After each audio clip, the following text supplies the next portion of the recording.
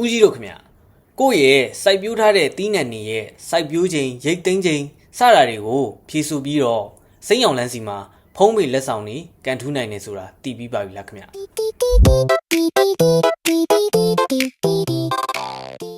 ဖုံးပေစူးလက်ဆောင်တွေကန်ဆန်းမှုအတွက်ကျွန်တော်တို့ကဒီစစ်တမ်းလေးကိုဖြည့်ပေးရမှာဖြစ်တယ်ပေါ့နော်ဆိုတော့ကျွန်တော်တို့အစိမ့်အောင်လန်း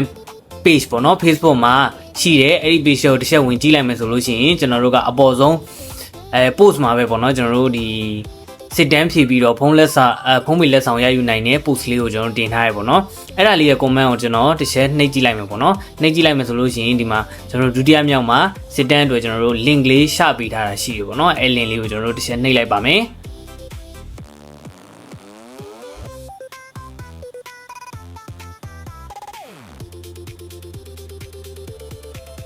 ဟုတ်ပြီဒါဆိုရင်တော့ကျွန်တော်တို့ကဒီမှာစစ်တမ်းဖြည့်လို့ရမယ် link လေးစီကိုတစ်ချက်ရောက်သွားပြီပေါ့နော်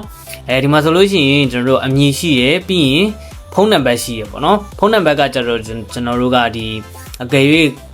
ကိုကဖုန်းပေကန်ထူးပြီဆိုလို့ရှိရင်ဒီဖုန်းနံပါတ်ကိုဆက်သွယ်ပြီးတော့ကျွန်တော်တို့ဖုန်းပေလက်ဆောင်ပေးမှဖြစ်တယ်ပေါ့နော်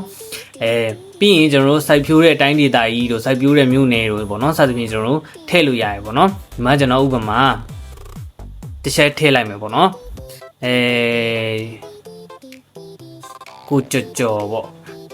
ပြီးရင်ဖုန်းနံပါတ်ကိုလည်းကျွန်တော်တို့တစ်ချက်39ဆိုပြီးတော့ကိုယ့်ရဲ့ဖုန်းနံပါတ်လေးကိုတစ်ချက်ထည့်လိုက်မယ်ပေါ့နော်ပြီးရင်တိုင်းဒေသကြီးကဘာလဲပေါ့နော်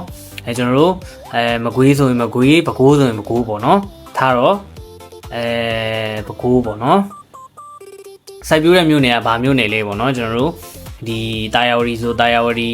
ဒါမှမဟုတ်ရင်တခြားပဲမြို့နယ်လဲပေါ့နော်ထည့်လို့ရတယ်ပြီးရင်ကျွန်တော်တို့ကစိုက်ပျိုးသီးနှံမှာကျွန်တော်တို့2မျိုးရွေးလို့ရတယ်ပေါ့နော်ရာသီလိုက်သီးနှံရဲ့နှစ်ရှည်သီးနှံပေါ့နော်ရာသီလိုက်သီးနှံဆိုတာကကျွန်တော်တို့စပားတို့ပဲတို့စသဖြင့်ပေါ့နော်နှစ်ရှည်သီးနှံကြတော့ကျွန်တော်တို့ဥယျာဉ်သီးနှံတွေဖြစ်သွားမှာပေါ့နော်တရက်တို့ဘာတို့ပေါ့နော်ဆိုတော့ရာသီလက်စိုက်ပျိုးသောသီးနှံကိုတစ်ချက်နှိပ်လိုက်မယ်ပြီးရင်စိုက်ပျိုးတဲ့သီးနှံအမည်ကဘာလဲပေါ့နော်စပားဆိုစပားပေါ့နော်ဒီမှာတော့ကျွန်တော်မြေပဲထည့်လိုက်မယ်စတင်စိုက်ပျိုးတဲ့လကဘယ်လလဲပေါ့နော်ကျွန်တော်ကတော့ဂျွန်လဆိုပြီးထည့်လိုက်မယ်ရိတ်သိမ်းသောလကိုတော့ကျွန်တော်ကအောက်တိုဘာပေါ့နော်ဒါခံမှန်းပြီးထည့်ရပေါ့နော်ဒီမှာတော့ကိုရိတ်သိမ်းတဲ့လကိုကိုယ့်ဘက်ကိုလေးထည့်ပေါ့နော်ပြီးရင်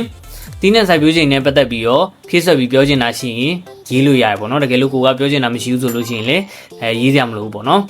ဆိုတော့ဒီမှာကနောက်ထပ်အပေါင်းလက္ခဏာလေးတစ်ခုရှိရပေါ့နော်ကိုကတီးနှံတစ်မျိုးတည်းပို့ပြီးတော့ထည့်ခြင်းနေဆိုလို့ရှိရင်အဲ့ဒီအပေါင်းလက္ခဏာလေးကိုနှိပ်ဒီမှာကျွန်တော်တို့ထပ်ပြီးရွေးလို့ရတယ်ရာသီလိုက်လားနှစ်ရှည်လားပေါ့နော်တစ်ခုထပ်ရွေး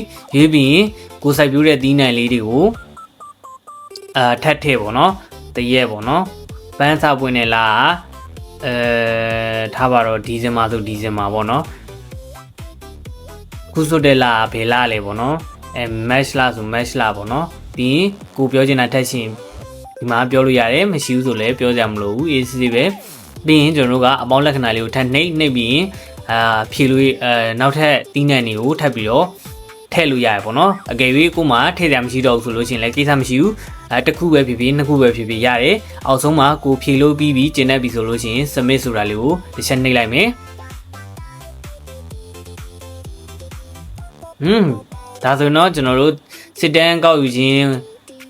ပြီးသွားပြီဆိုတာလေးကိုပြရပေါ့နော်အဲဒါဆိုလို့ရှိရင်တော့ကိုကကိုယ့်ရဲ့စစ်တမ်းလေးဖြည့်ပြီးသွားပြီဖြစ်တယ်လို့ဒီဖုံးပေ